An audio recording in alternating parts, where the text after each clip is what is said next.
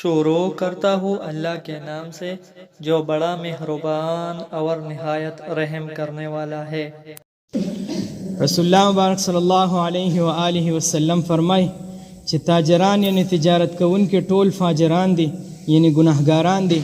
صحابه رضی الله تعالی عنهم عرض وکړو، هغوی ترېنه تپوس وکړو چې ای د الله رسوله صلی الله علیه وسلم آیا الله جل جلاله بیع نه ده حلاله کړې؟ رسول الله صلی الله علیه و آله وسلم وفرمایل الله جل جلاله بیع یعنی تجارت حلال کړی دی، لیکن دوی قسمونه خوري، فقسمونو باندې ځان ګناهګاروي، او چې کله دوی خبرې کوي نو دروغ وایي.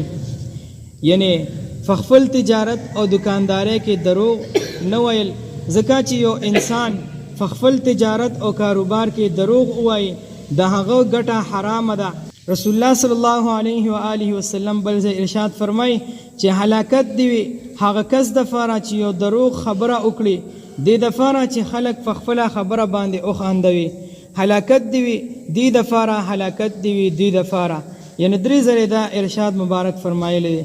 د دې حدیث مبارک نه دا معلومه شوه چې په یو مجلس کې داسې خبره وکړي چې خلک په ځان وخاندوي او په حقیقت کې هغه خبره دروغ وي، دې کس دپاره هلاکت، یعنی رسول الله مبارک صلی الله علیه وسلم د هلاکت هیرې کړي دي.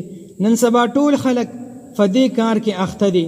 په یو مجلس کې یو کس دروغ خبره وکړي او ټول خلک په ځان باندې خندوي، او دا ډیر ناکاره عمل دی، د دې نه ځان ساتل پکار دي. दोस्तों, अल्लाह ताला हमें इन अहादीस मुबारका पर अमल करने और अपनी ज़िंदगियों को संवारने की तौफीक अता फरमाए।